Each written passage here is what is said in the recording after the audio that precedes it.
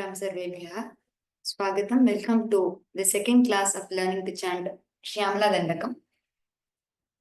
Let us begin the class with the revision by the panelists, followed by the learning of the next few lines, and later the revision by the learners here, followed by the question answer session. I shall chant the shloka or the line, and the panelists shall repeat. It is just for first few classes, since this is a Dandakam, we shall follow that. Then later, as we the revisions which are more earlier, that's we can the panelist shall chant that by herself. Tomorrow we shall chant this, whatever today I am chanting. Tomorrow the panelist by herself shall chant. Manikya Veena Madalasam Manjula Vagvilasam Mahendra Neeladyuti Komalangim Matanga Kanyam Manasa Smarami. Manikya Veena Madalasam Manjula Vagvilasam Mahendra Neeladyuti Komalangim Matanga Kanyam Manasa Smarami. Chaturbhuje Chandrakalavatамse Kuchonnate Kunkumaragashone Pundrekshupashankusha Pushpabana Haste Namaste Jagadekamaataha. चतुर्भुजे चंद्रकलावतंसे कुचोन्नते कुंकुमरागशोणे पुण्ड्रेक्षुपाशांकुशपुष्पबाण हस्ते नमस्ते जगदेकमातः.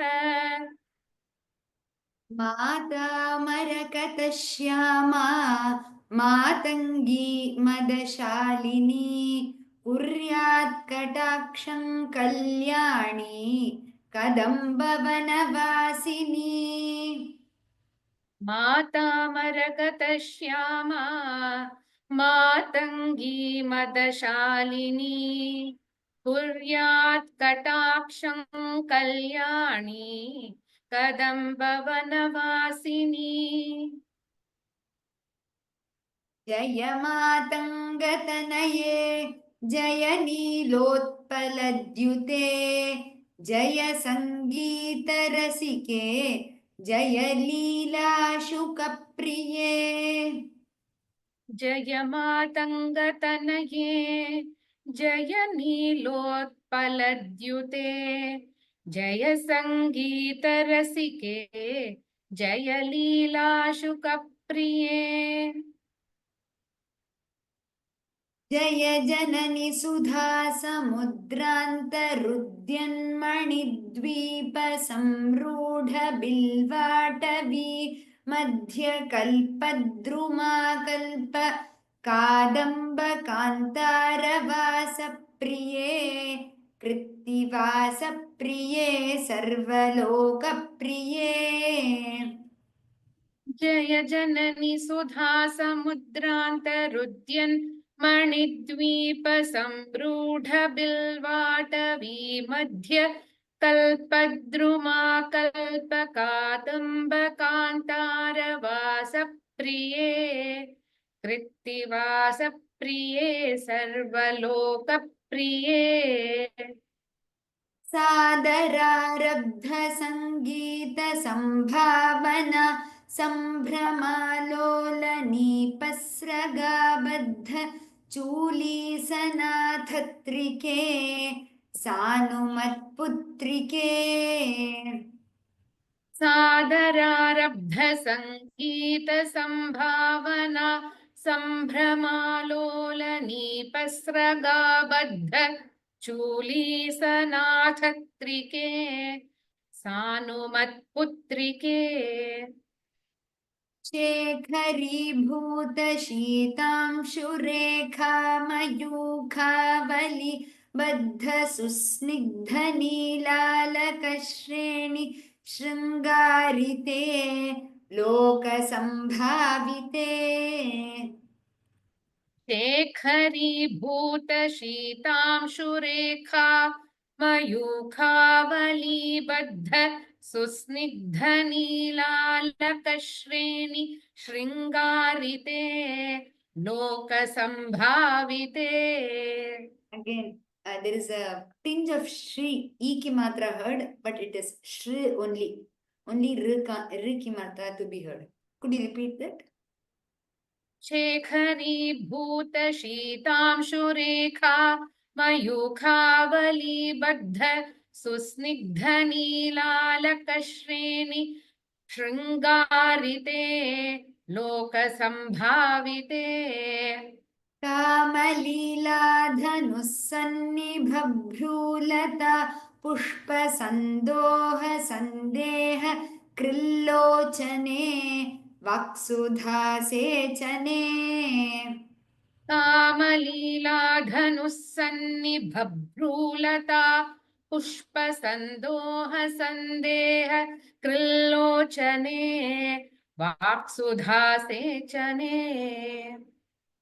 चारुगोरोचना पङ्ककेलीललामाभिरामे सुरामे रमे.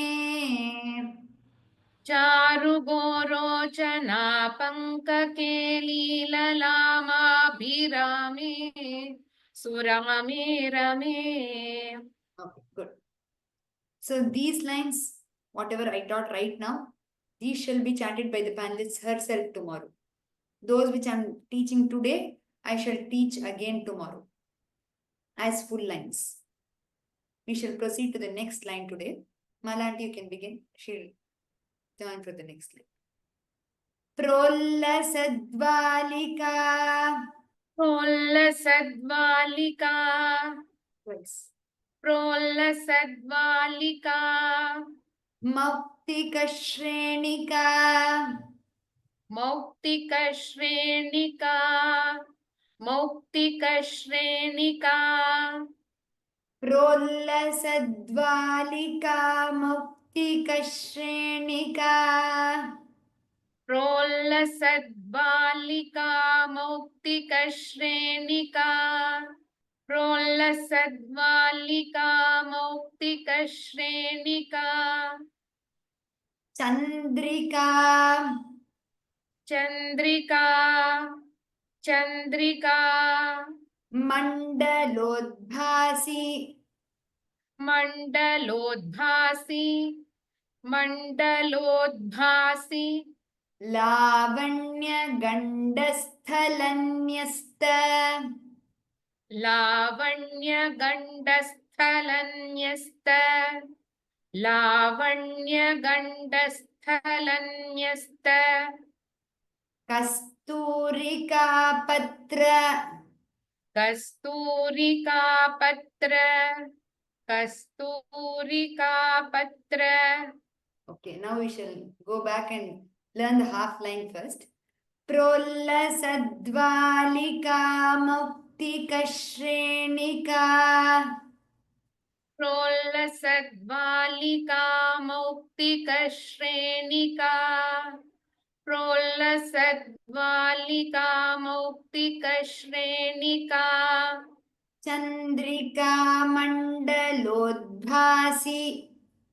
चन्द्रिका मण्डलोद्भासि चन्द्रिका मण्डलोद्भासि लावण्यगण्डस्थलन्यस्त. लावण्यगण्डस्थलन्यस्त लावण्यगण्डस्थलन्यस्त कस्तूरिकापत्र.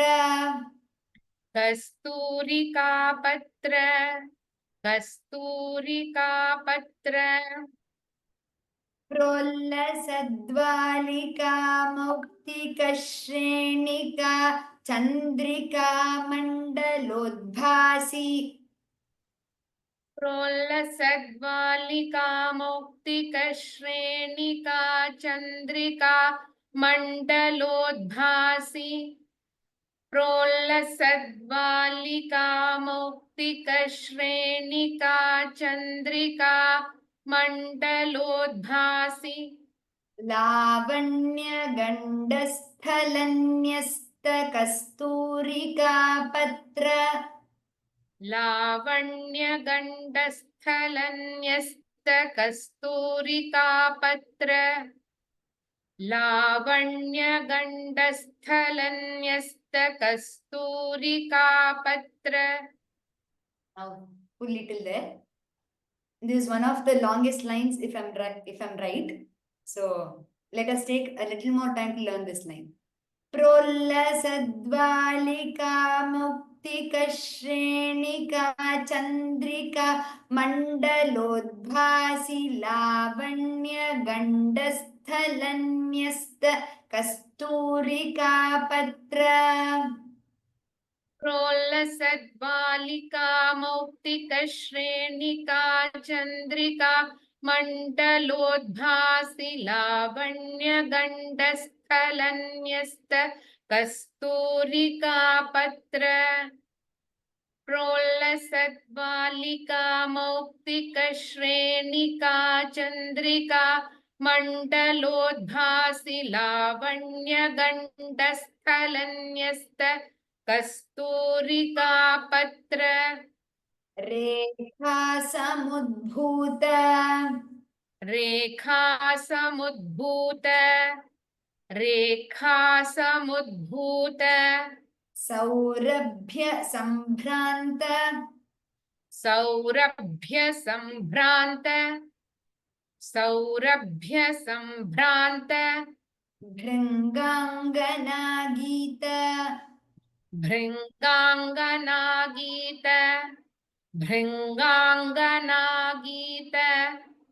रेखा समुद्भूत सौरभ्य संभ्रांत रेखा समुद्भूत सौरभ्य संभ्रांत रेखा समुद्भूत सौरभ्य संभ्रांत भृंगांगना गीत भृंगांगना गीत भृंगांगना गीत. सांद्री भवन मंद्र तंत्री स्वरे सांद्री भवन मंद्र तंत्री स्वरे सांद्री भवन मंद्र तंत्री स्वरे सुस्वरे भास्वरे सुस्वरे भास्वरे सुस्वरे भास्वरे. सांद्री भवन मंद्र तंत्री स्वरे सुस्वरे भास्वरे सांद्री भवन मंद्र तंत्री स्वरे सुस्वरे भास्वरे सांद्री भवन मंद्र तंत्री स्वरे सुस्वरे भास्वरे. So here in mandra tantri, we are supposed to be careful while pronouncing it. It's not mantra tantri, nor is it mandra tantri. We shall, by mistake, we shall pronounce it differently. So be clear, it is mandra. It's a da there and ta. It's followed by a ta next. So mandra tantri sware. It should be heard clearly. The panelists also pronounced it clearly. So while you're practicing, please make sure that is clearly audible. Rekha samudbhuta saurabhya sambhranta bhringangana gita. रेखा समुद्भूत सौरभ्य संभ्रांत भृंगांगना गीत रेखा समुद्भूत सौरभ्य संभ्रांत भृंगांगना गीत. सांद्री भवन मंद्र तंत्री स्वरे सुस्वरे भास्वरे सांद्री भवन मंद्र तंत्री स्वरे सुस्वरे भास्वरे सांद्री भवन मंद्र तंत्री स्वरे सुस्वरे भास्वरे. The second half now. रेखा समुद्भूत सौरभ्य संभ्रांत भृंगांगना गीत सांद्री भवन मंद्र तंत्री स्वरे सुस्वरे भास्वरे रेखा समुद्भूत सौरभ्य संभ्रांत भृंगांगनागीत सांद्री भवन मंद्र तंत्री स्वरे सुस्वरे भास्वरे रेखा समुद्भूत सौरभ्य संभ्रांत भृंगांगनागीत सांद्री भवन मंद्र तंत्री स्वरे सुस्वरे भास्वरे. Again, we shall split it into two and learn it once more. Then we shall go for the whole line. प्रोल्लसद्वालिका मौक्तिकश्रेणिका चन्द्रिका मण्डलोद्भासि लावण्य गण्डस्थलन्यस्त कस्तूरिका पत्र प्रोल्लसद्वालिका मौक्तिकश्रेणिका चन्द्रिका मण्डलोद्भासि लावण्य गण्डस्थलन्यस्त कस्तूरिका पत्र प्रोल्लसद्वालिका मौक्तिकश्रेणिका चन्द्रिका मण्डलोद्भासि लावण्य गण्डस्थलन्यस्त कस्तूरिका पत्र Rekha. Okay, I could have stopped it as Nyasta or after Samudbhuta, but here I just split it in between. But everything is a Samasta Pada again, like said. So as far as possible, you can continuously chant. Rekha Samudbhuta Saurabhya Sambhranta Bhringangana Gita Sandri Bhavan Mandra Tantri Sware सुस्वरे भास्वरे रेखा समुद्भूत सौरभ्य संभ्रांत भृंगांगना गीत सांद्री भवन मंद्र तंत्री स्वरे सुस्वरे भास्वरे रेखा समुद्भूत सौरभ्य संभ्रांत भृंगांगनागीत सांद्री भवन मंद्र तंत्री स्वरे सुस्वरे भास्वरे. I shall chant the whole line, then she'll repeat it twice. प्रोल्लसद्वालिका मौक्तिकश्रेणिका चन्द्रिका मण्डलोद्भासि लावण्य गण्डस्थलन्यस्त कस्तूरिका पत्ररेखा समुद्भूत सौरभ्य संभ्रांत भृंगांगना गीत सांद्री भवन मंद्र तंत्री स्वरे सुस्वरे भास्वरे. प्रोल्लसद्वालिका मौक्तिकश्रेणिका चन्द्रिका मण्डलोद्भासि लावण्य गण्डस्थलन्यस्त कस्तूरिका पत्ररेखा समुद्भूत सौरभ्य संभ्रांत भृंगांगना गीत सांद्री भवन मंद्र तंत्री स्वरे सुस्वरे भास्वरे. प्रोल्लसद्वालिका मौक्तिकश्रेणिका चन्द्रिका मण्डलोद्भासि लावण्य गण्डस्थलन्यस्त कस्तूरिका पत्ररेखा समुद्भूत सौरभ्य संभ्रांत भृंगांगना गीत सांद्री भवन मंद्र तंत्री स्वरे सुस्वरे भास्वरे.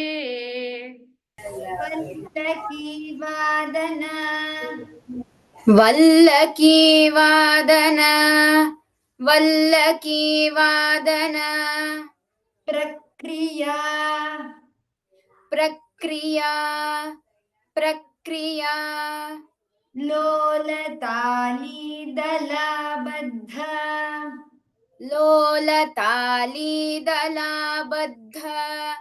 लोलतालीदलाबद्ध ताटङ्कभूषाविशेषान्विते ताटङ्कभूषा विशेषान्विते ताटङ्कभूता विशेषान्विते We repeat, ताटङ्क ताटङ्कभूषा विशेषान्विते Make sure the sha and sha, there's a difference. Visheshanvite.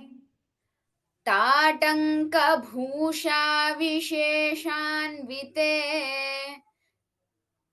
ताटङ्कभूषा विशेषान्विते सिद्धसम्मानिते. सिद्धसम्मानिते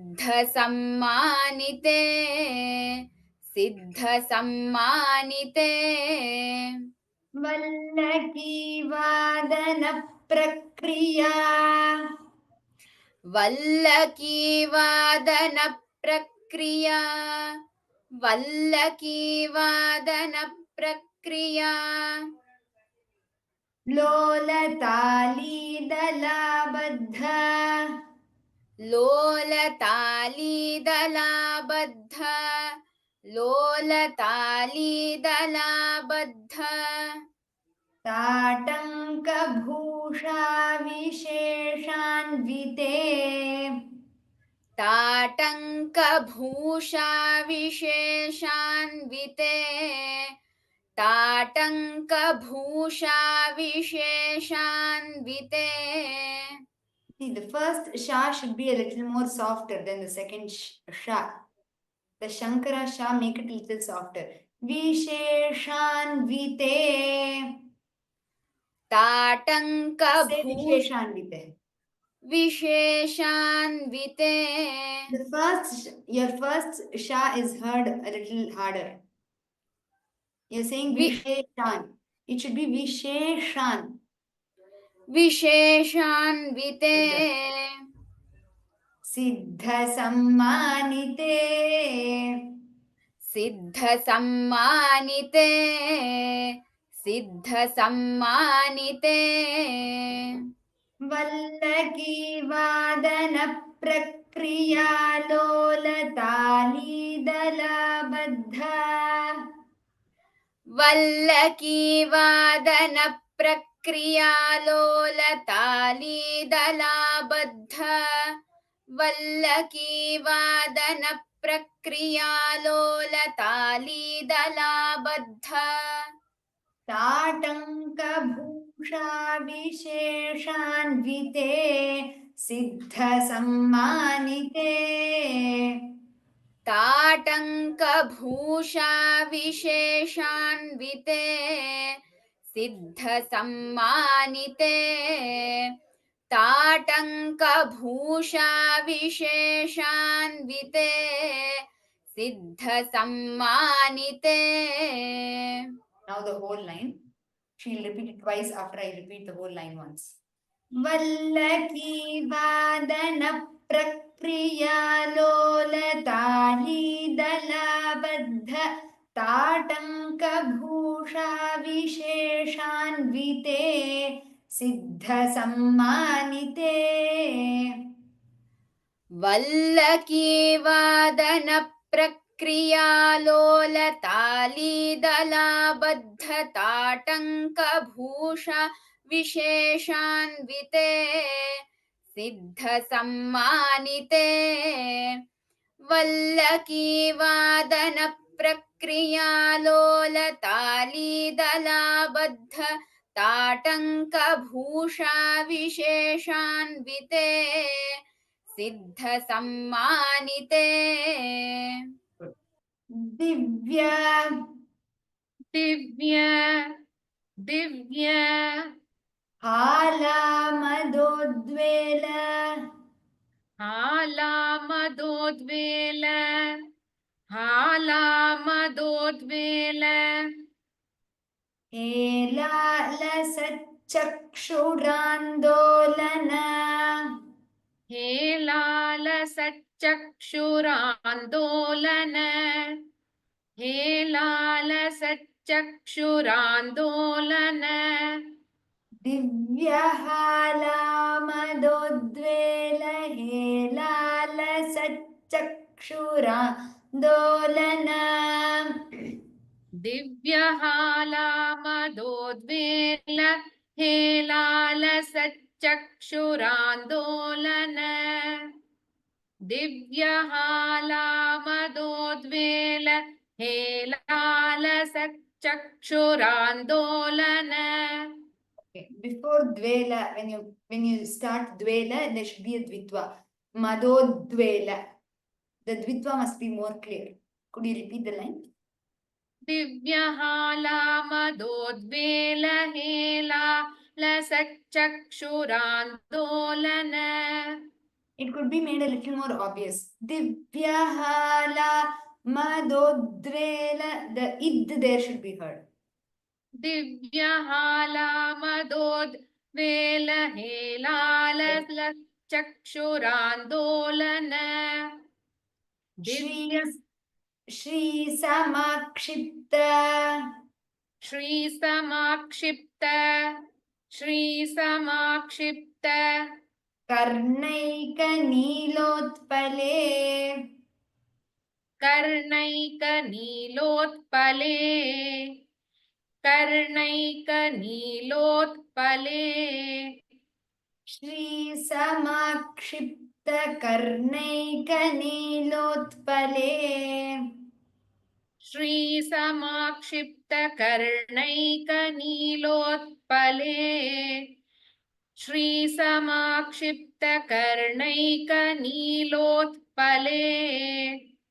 दिव्यहालामदोद्वेल हेलालसच्चक्षुरान्दोलन दिव्यहालामदोद्वेल हेलालसच्चक्षुरान्दोलन. The Madodvela. The pronunciation of Madodvela could be made a little better. दिव्यहालामदोद्वेल हेलालसच्चक्षुरान्दोलन. दिव्यहाला Sorry. Shri Samakshipta Karnaikanilotpale श्रीसमाक्षिप्त कर्णैकनीलोत्पले श्रीसमाक्षिप्त कर्णैकनीलोत्पले दिव्यहालामदोद्वेल हेलालसच्चक्षुरान्दोलन Shri Samakshipta Karnaikanilotpale दिव्यहालामदोद्वेल हेलालसच्चक्षुरान्दोलन श्रीसमाक्षिप्त कर्णैकनीलोत्पले दिव्यहालामदोद्वेल हेलालसच्चक्षुरान्दोलन श्रीसमाक्षिप्त कर्णैकनीलोत्पले पूरिताशेष पूरिताशेष पूरिताशेष लोकाभिवाञ्छाफले लोकाभिवाञ्छाफले लोकाभिवाञ्छाफले श्रीफले श्रीफले श्रीफले पूरिताशेष लोकाभिवाञ्छाफले पूरिताशेष लोकाभिवाञ्छाफले पूरिताशेषलोकाभिवाञ्छाफले श्रीफले श्रीफले श्रीफले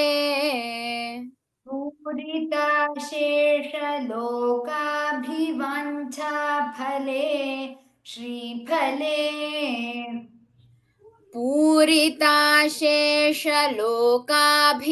पूरिताशेषलोकाभिवाञ्छाफले श्रीफले पूरिताशेषलोकाभिवाञ्छाफले श्रीफले You continue the next line.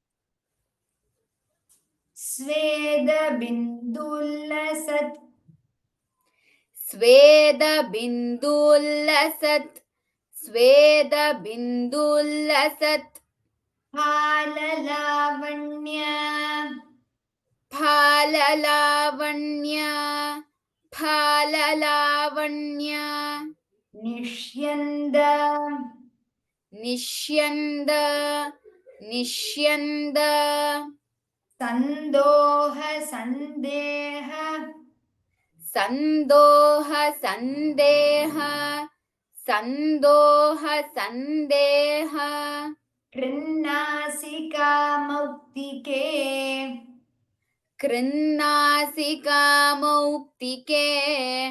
कृन्नासिकामौक्तिके सर्वविश्वात्मिके कालिके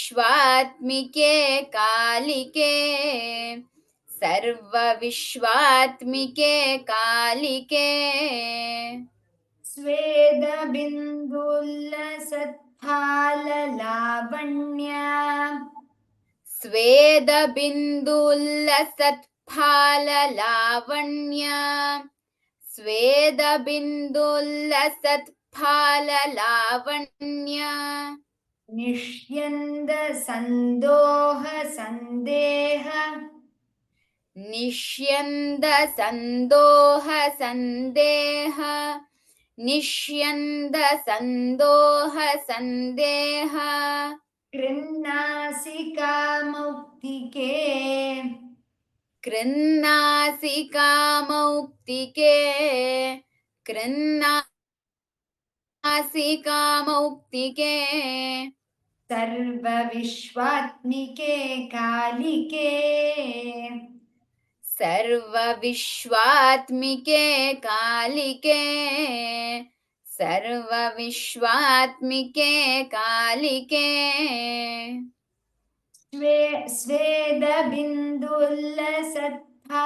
स्वेदबिन्दुल्लसत्फाललावण्य निष्यन्द सन्दोह सन्देह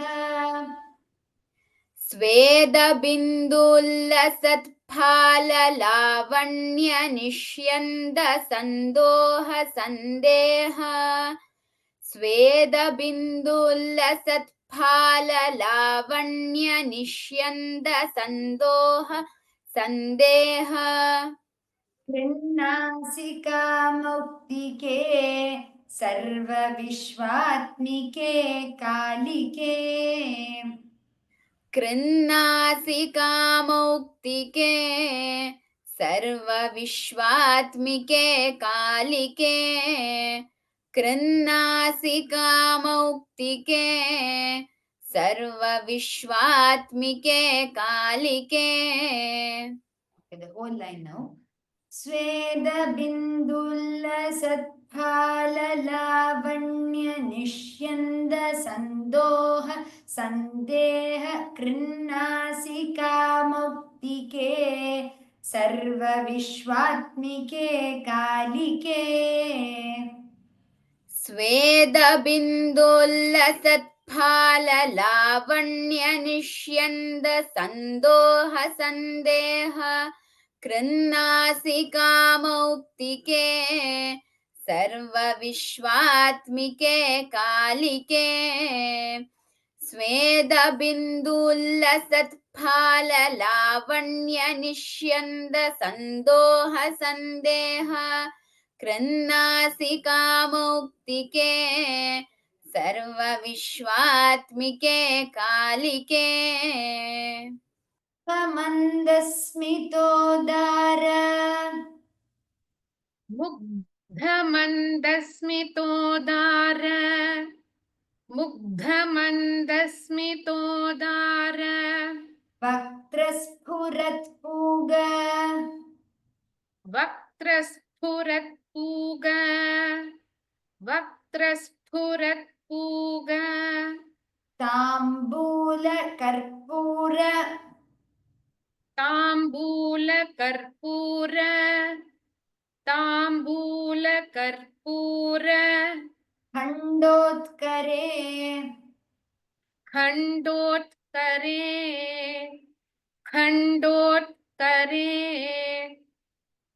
मुग्धमन्दस्मितोदार वक्त्रस्फुरत्पूग मुग्धमन्दस्मितोदार वक्त्रस्फुरत्पूग मुग्धमन्दस्मितोदार वक्त्रस्फुरत्पूग ताम्बूलकर्पूरखण्डोत्करे ताम्बूलकर्पूर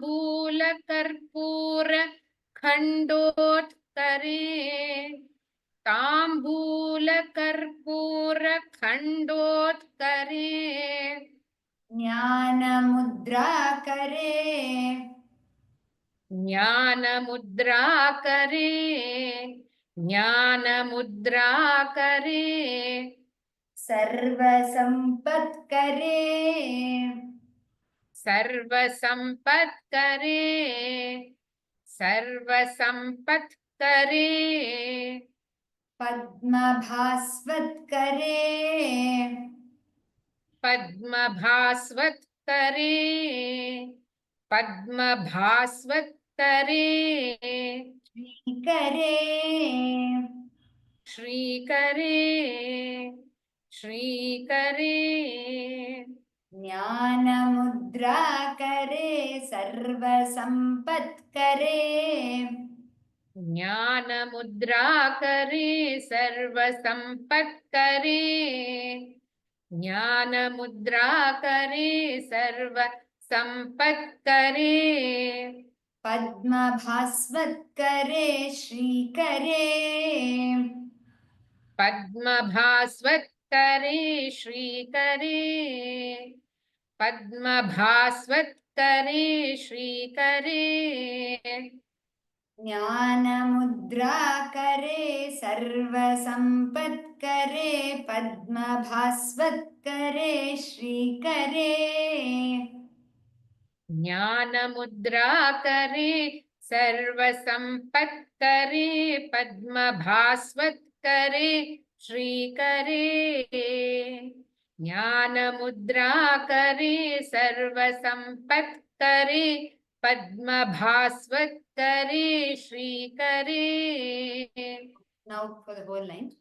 मुग्धमन्दस्मितोदार वक्त्रस्फुरत्पूगताम्बूलकर्पूरखण्डोत्करे ज्ञानमुद्राकरे सर्वसम्पत्करे पद्मभास्वत्करे श्रीकरे मुग्धमन्दस्मितोदार वक्त्रस्फुरत्पूगताम्बूलकर्पूर खण्डोत्करे ज्ञानमुद्राकरे सर्वसम्पत्करे पद्मभास्वत्करे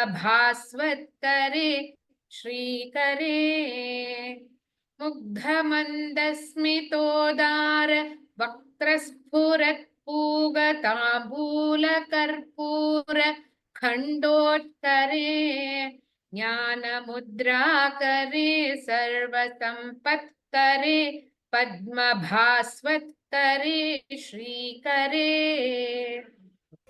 कुन्दपुष्पद्युति कुन्दपुष्पद्युति कुन्दपुष्पद्युति स्निग्धदन्तावली स्निग्धदन्तावली स्निग्धदन्तावली निर्मलालोल निर्मलालोल निर्मलालोल कल्लोल सम्मेलन कल्लोल सम्मेलन कल्लोल सम्मेलन स्मेरशोणाधरे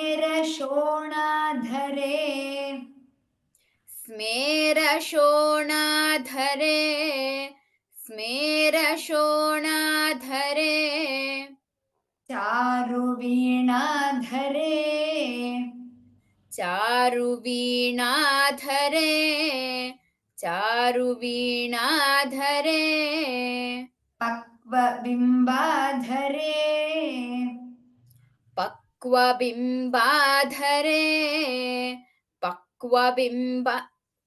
पक्वबिम्बाधरे पक्वबिम्बाधरे कुन्दपुष्पद्युतिस्निग्धदन्तावली कुन्दपुष्पद्युतिस्निग्धदन्तावली कुन्दपुष्पद्युतिस्निग्धदन्तावली निर्मलालोल कल्लोल सम्मेलन निर्मलालोल कल्लोल सम्मेलन निर्मलालोल कल्लोल सम्मेलन स्मेरशोणाधरे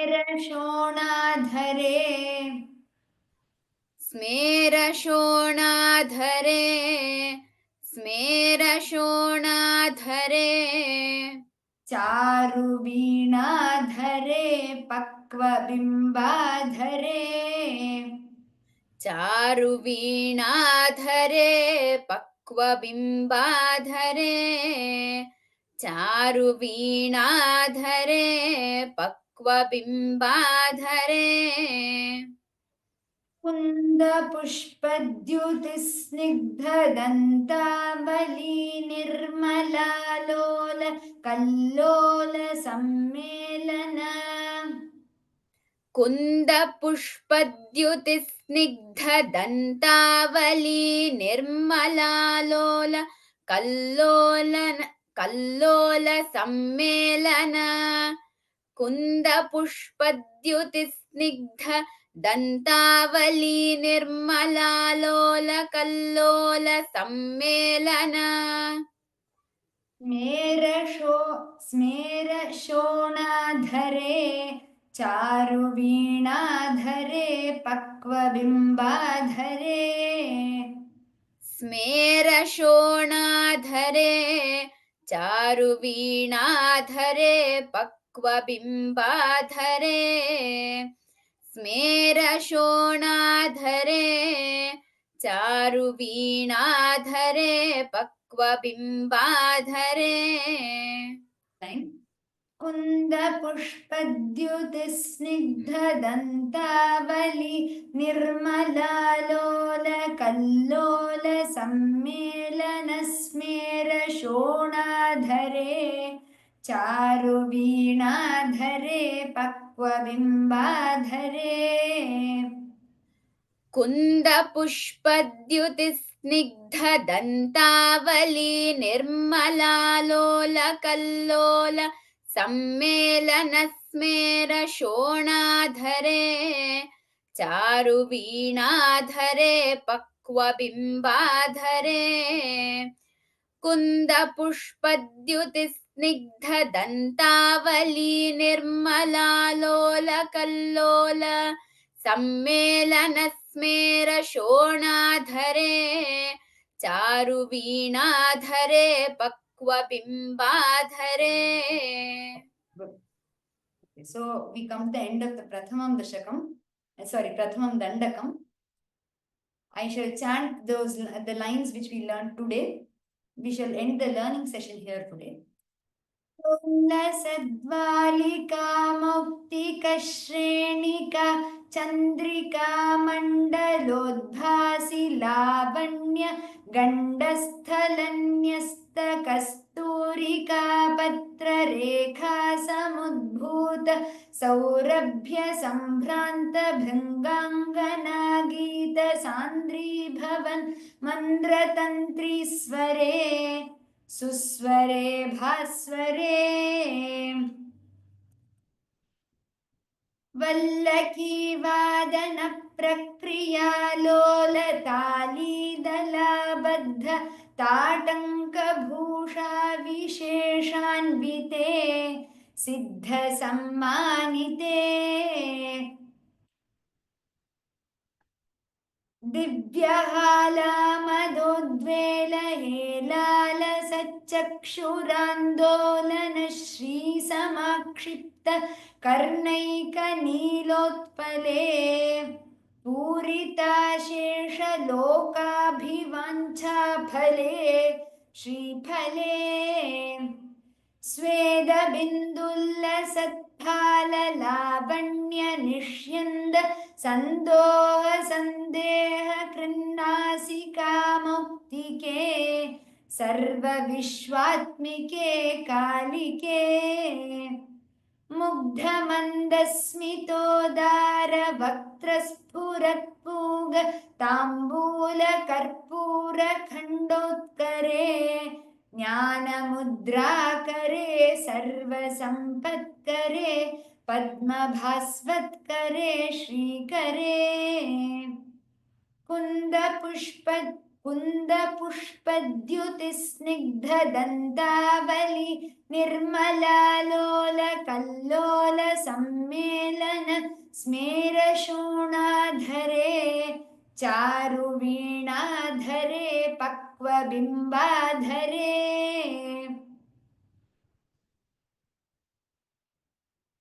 Okay, so like I said, we've learned one whole dashakam out of the 5 right now.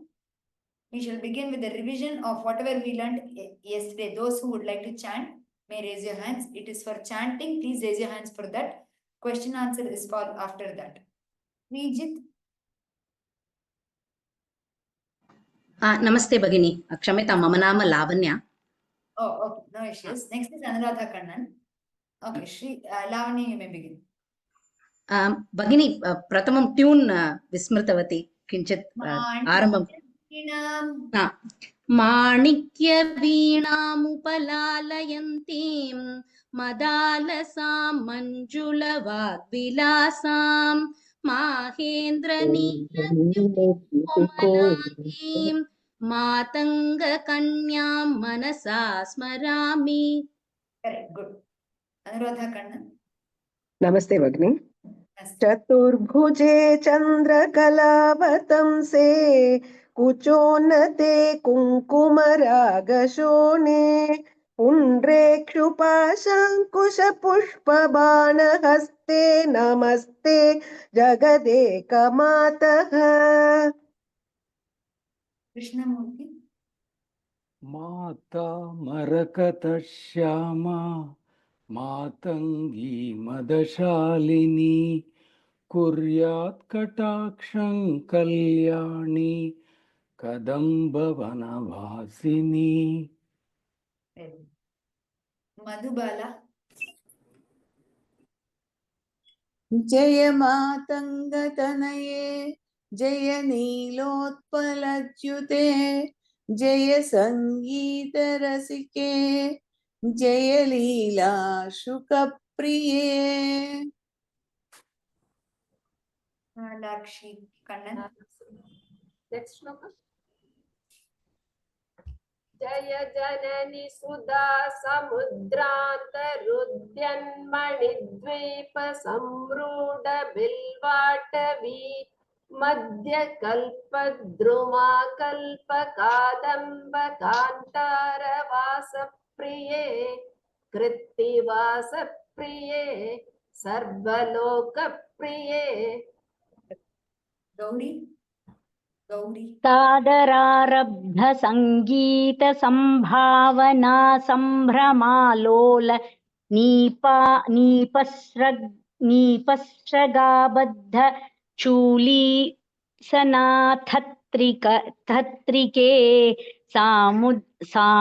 सानुमत्पुत्रिके Sridevi. शेखरीभूतशीतांशुरे रेखामयूखावलीबद्ध सुस्निग्ध नीलालकश्रेणि शृङ्गारिते लोकसम्भाविते Could you chant the first few words? शेखरीभूतशीतां Do not miss the Kha Mahaprana there. शेखरीभूतशीतांशुरेखामयूखावली Shekhari was right. After that, it's not Bhutha. It is Bhuta. The Ta is Alpa Prana. Okay. Just read it. शेखरीभूत शीतांशु Rekha मयूखावली. Right? Correct. Yes, right. Good. Padma Srinivasan. कामलीलाधनुस् सन्निभूलता पुष्प संदोग संदेह क्रिल्लोचने वाक्सुधासेचने. Good. Satya Reddy. चारुगोरोचना पङ्कजनामाभिरामे सुरामे रमे. Right. Good. Okay, we should once more just revise the 5 lines of the Dandaka. Uma Tadimeti. All the first 5 lines, ma'am. First line. No. Sadararabdha sangi. Jaya Janani. Jaya Janani. Okay. Jaya Janani Sudha Samudra Manidvipa Samrudha Bilvadavi Madhya Kalpatruma Kalpa Kadamba Kantara Vasa Priye Kruttivasa Priye Sarvaloka Priye.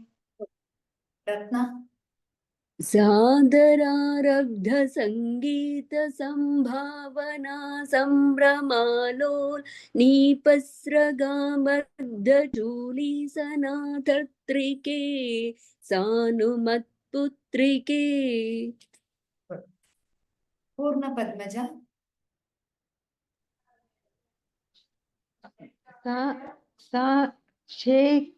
शेखरीभूतशीतांशुरेखामयूखावलीबद्ध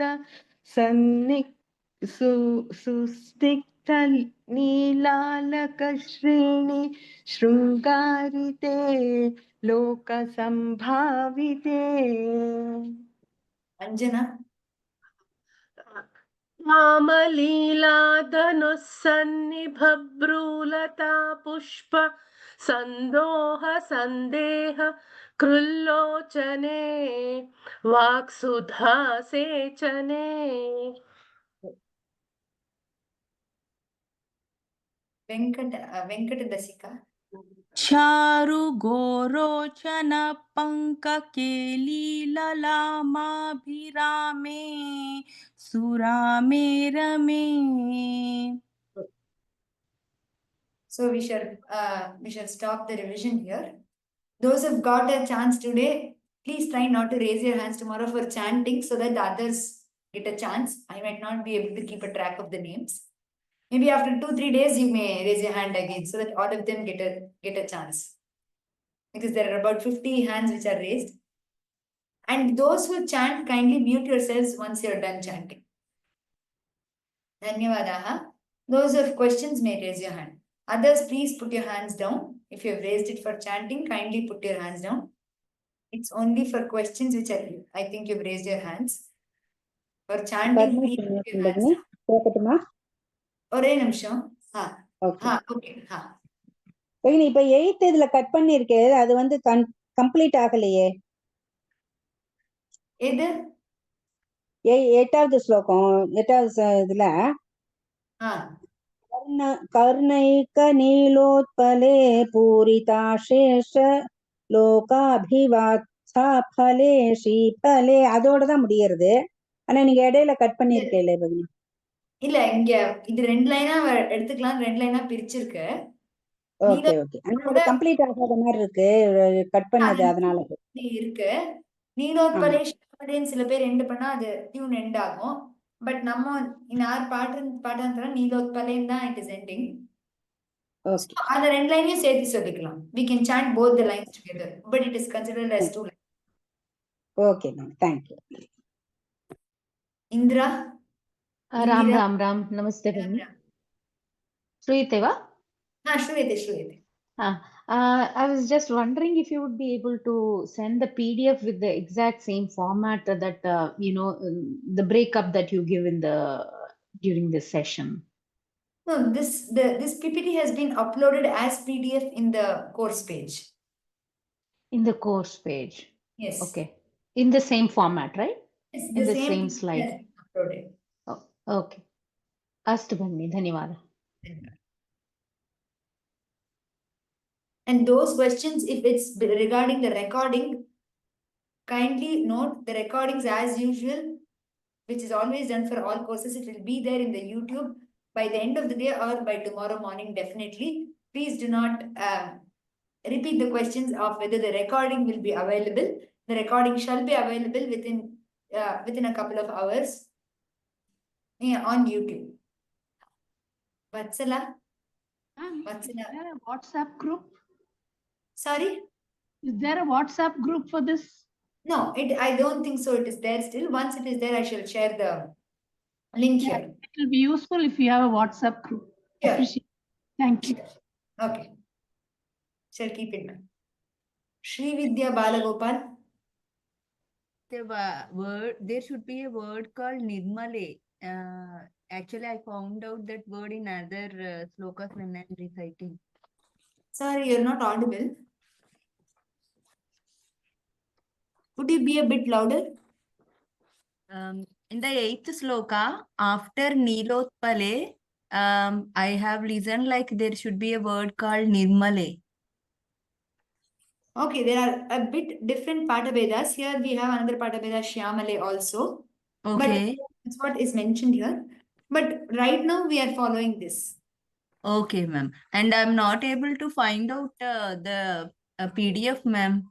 Yesterday you told like you will be updated there. Okay, I shall just figure it out. Okay. It was uploaded on the course page yesterday.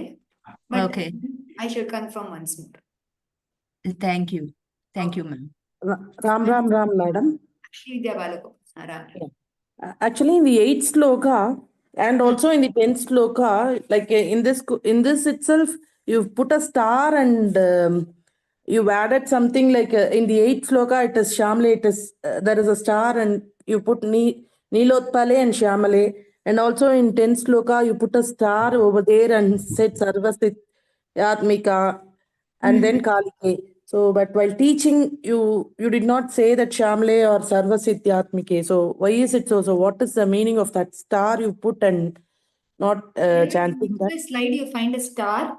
It means both are right, but whatever is in red there is what we are learning right now. But you will find this also prevalently in other scripts. It is not something discarded, but we are learning whatever is here in red. Oh, okay. Down is the other version. There are a little differences in the scripts, so the other version might be specified here. That's it. Oh, okay. Thank you so much. You need not worry about that. You can just follow the red thing. Okay, thank you. Okay, Kaveri. Ram. In verse 11, I just would like to know what is the Pata Beda. Like I find the same. Okay. Padma Bhas, few of them add Shri Kare, few of them do not add Shri Kare. That's it. Oh, okay. Padma Bhaswat Kare also. Okay, thank you. Bhavini. Hari Om. Actually, I have just checked it, and at the in the course page there is notes where it is written. It's the PDF. It's the same thing that you are sharing on the screen right now. So the printable PDF is not there over there. You mean it is in PPT format? Yeah, it is in this format. It is not the printable PDF. Okay, I shall confirm about this. Okay, thank you so much.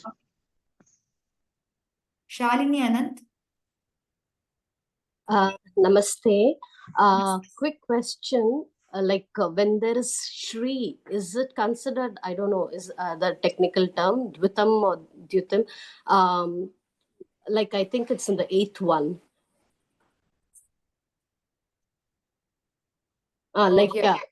Pale, Shri, Pale. Do we have to hold the Sh there like we would hold for other Sayukta Aksharas? No, since you are stopping after the Vancha Phale, you need not hold it here. Okay. If you are going to hold it, the Dvitva has to be given. Phale, Shri, Phale. But that's not, we are clearly stopping after Phale, so it is okay. Oh, okay. And another question, some words where it has a, we are giving a longer dirgha matra. Otherwise, even in Manikya Veena, namaste, that we are shortening the namaste. Is this because of the tune or? A is, technically it is a dirgha only, but you need not pull it very, it need not be very elongated. Maybe because of the tune, it might. It's the tune only, right? Okay. Thank you. Thank you. Thank you so much. Balaji.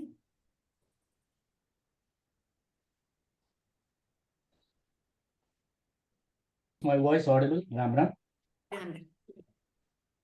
In Slokam 7, you had mentioned the difference between the Sha and Sha, right?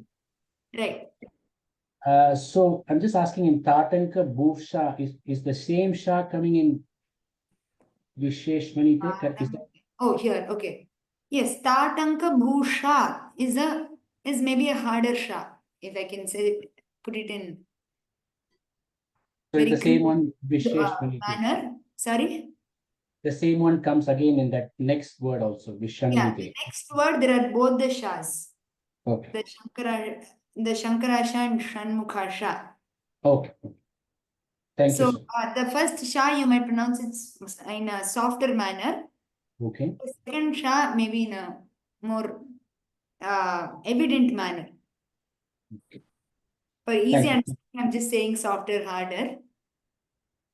Not using any technical words, but there is a difference. Visheshan vite. Bhusha. Okay. Thanks, Lord. Jayalakshmi Ganeshan. Ram Ram. Ram Ram. This is a small doubt, the meter goes up and down. I'm not able to catch up with it. I don't know, is there any... It is almost like a pro. It is almost like a prose. It is... Yeah, my doubt is, like in Veda chanting, we have markings on top and below also, no? Right. Perhaps that will work. I don't know. I know how to say that. No, I got your point, but this is not very fixed. It is not fixed like Veda. It is just. Understood. So even I might be changing it here and there sometimes.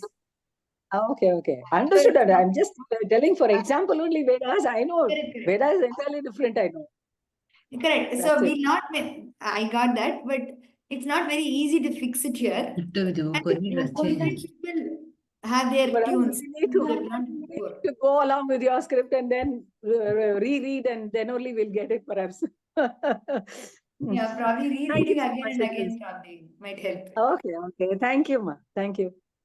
Jyoti. Ram Ram. Namaskara, Ramyaji. Namaste. I did not understand about what you are actually teaching, and it is shown here. I would like to print that out. So is that on the course page? What you're teaching right now in the colored with the Devanagari up and English down. that makes it very easy for, Yes, that's how cross it will reference. be uploaded. It is to be uploaded on the course page. I hear it is in PPT format.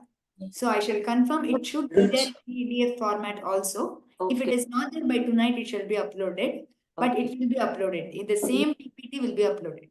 Yeah, and what I did yesterday is, because of the time difference of 9.5 hours, I'm here in US. So I printed out the Shamala Dandakam taught by Vyoma only, the first which you had told that it was already taught. But with that and today's, there are a lot of there is no Siddha in the No, that was a course which dealt with meaning. There was no chanting in that. And there are a few Pata Vedas. Oh, okay. In the sense, different versions. Oh, okay. The version which you might have followed, I might have marked it in the purple star here. Oh, okay. Because in the Sloka 10, Sarva Siddhatmike word is not there. So, in today what you taught. Yeah, After so which- here I have marked it. I have marked the other version down. Okay. Got it. I now got So it. if there's a different version, I would have marked it here. Okay. Generally. Yes. And other thing is, it was nice seeing you because I had seen you as a panelist in Narayaniam taught by your brother, and I enjoyed it. So namaskara. Nitya Pai. Ma'am. Yes. Ma'am, first and second shlokas dhyanam, do they have the same raga? First and second shloka dhyanam.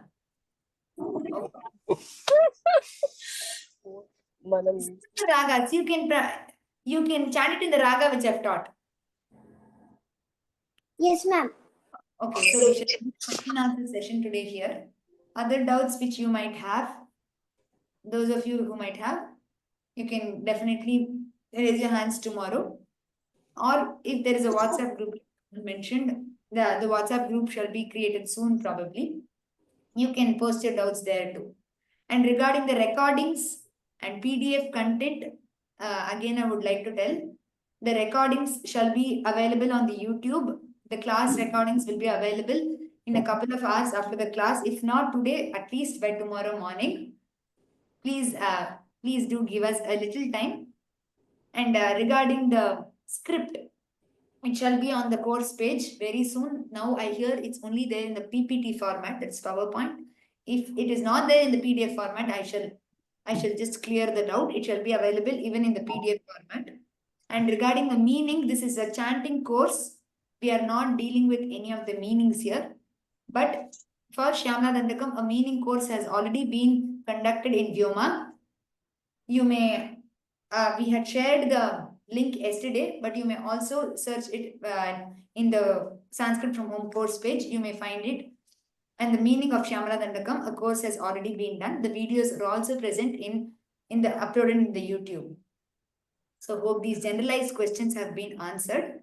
Again about the versions, there are different versions, different Pata Vedas. As far as possible, we have marked it here. Please do not worry about the Pata Vedas. The Pata Veda which I have been taught and I am teaching, I am following, is there in the red color. If there are any other doubts other than these, please raise your hands tomorrow. Dhanyavadaha, Ram Ram Ram, Punarmilamaha. ಧನ್ಯವಾದ ಮತ